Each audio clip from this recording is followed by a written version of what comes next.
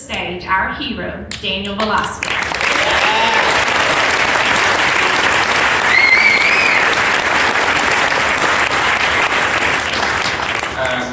All right, well, I know you're probably tired of hearing me talking, so I'm going to try and keep this short.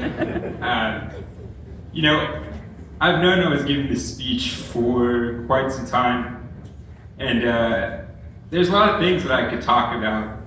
And if you'd asked me a month ago what I was going to talk about, well, I might not have known because I procrastinated a lot. But I had a general idea. And then last week, when we did a run-through, I really thought about what it meant, what this program has meant to me, and what it means to all the kids who participate. So, came up with something completely different. So, I don't know, we'll see. But I wanted to talk to you guys tonight about reality and what that means. Sorry. They say reality is all about your perception. Basically what you think your reality is, at some level that's what it is, because that's all you can think of. I don't know most of you tonight, but if I had to guess, your reality probably went something like this. You grew up, went to school, got out, went to college, got a degree. If you're lucky, you found somebody, and hopefully you grow old together. Does that sound about right for most of y'all? Yeah? And that's right for me too. I haven't found anybody yet, but there's still time.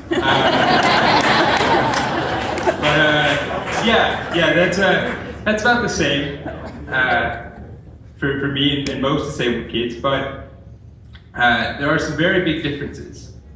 In between going to school, or in between going to church, or meeting up with friends, there are hours and hours of doctor visits, surgeries, therapy, and you name it. In other words, there's a lot of time to think, right? You think about your reality, and as you grow up, being a disabled child, you wonder, is this really all it is? Is this what my reality is? How come nobody else's reality is like that?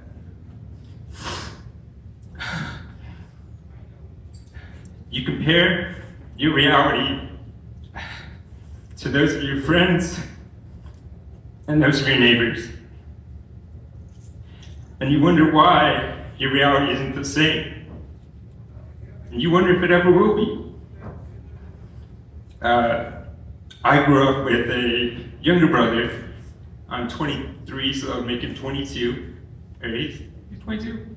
I don't know. But yeah, I grew up with a younger brother. And if you know anything about siblings, at least for most of us, they're very competitive. He grew up playing sports.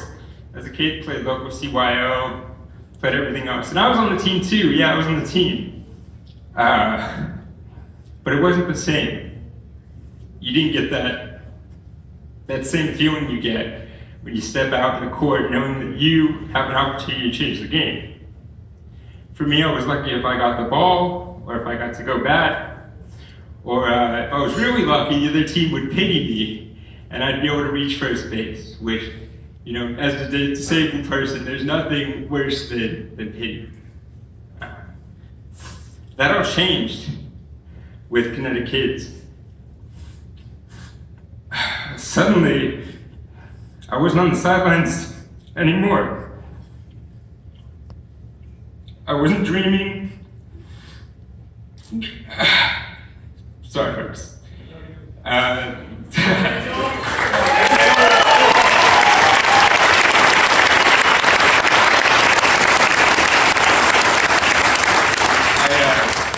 wasn't dreaming about what it would be like if I might enter the game, or if I was able to contribute. Suddenly I was the star. That's an incredible feeling. And I chased that feeling. I chased it, and I found my sport, track and field. And I liked it, and I wanted more of it. I wanted it so much that in 2014, I spent a year training with former Spurs strength and conditioning coach Mike Brungard, who happens to be my uncle. And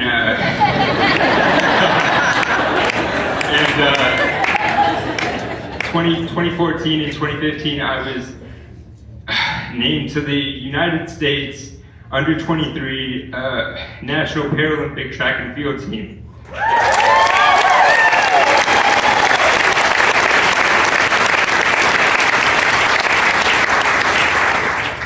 Man, that's an amazing experience.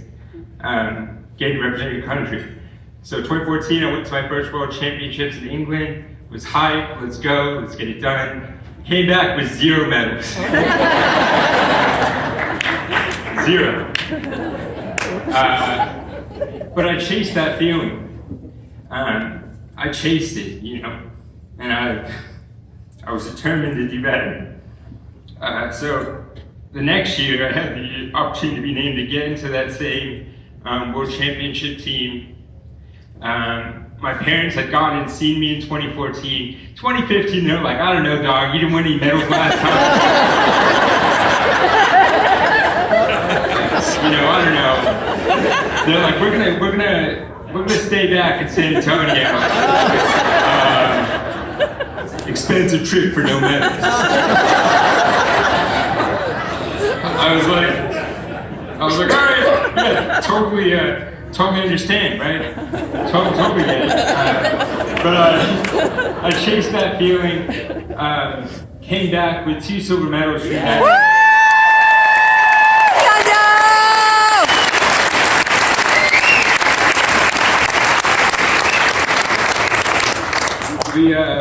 I went to college, same thing. I knew I was an athlete, and I had the medals to prove it, right? And I wanted a school where I could train full-time. And try and make at the time it was the Paralympic national team that went to Rio. I didn't make that, but that's what I wanted. I wanted to go, let's go all out. If you're lucky, you get to go to the Paralympic Games, and I had a shot, so why not take it? So I went to UT Arlington. At the time, there were no schools in the country, and specifically no schools in the South that offered scholarships and financial support for athletes in track and field who were not in a wheelchair. That changed in 2014 when we started the Moving Mavs Paralympic track and field program, the first program in the country to offer financial support for emerging U.S. athletes. So that's been amazing. And I was there for a few years, right? And while I was in college, I was studying, I think it was history, and I remember the stat that jumped out at me. According to the Bureau of Labor and Statistics, something like 66% of people with disabilities don't go to college. 66%. And I was mind blown because that was always part of my plan.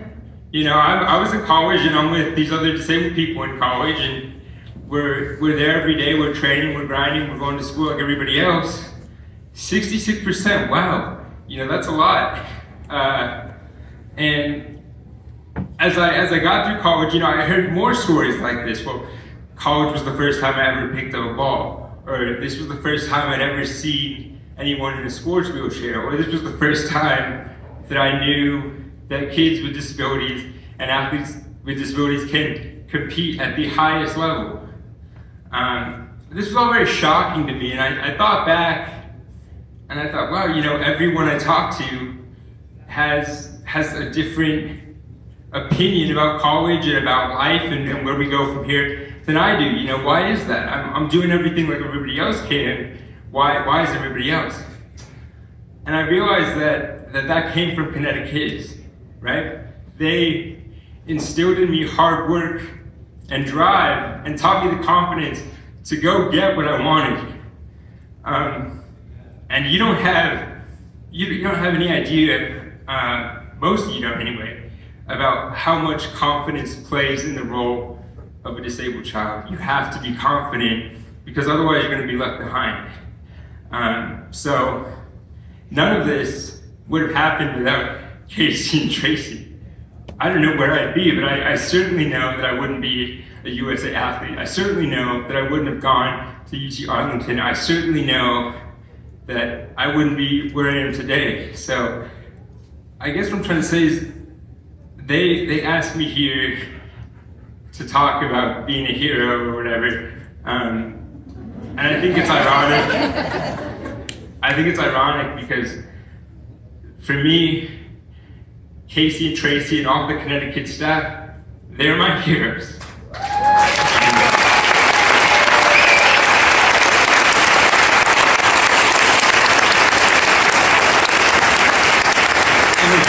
I just want to leave you with this.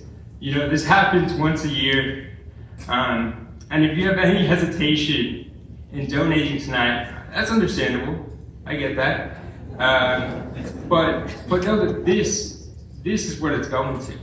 We're building, you know, the next group of athletes, the next politicians, the next people with confidence that'll go out and take what they want. So I urge you guys, just please give generously if you can. And thank you so much.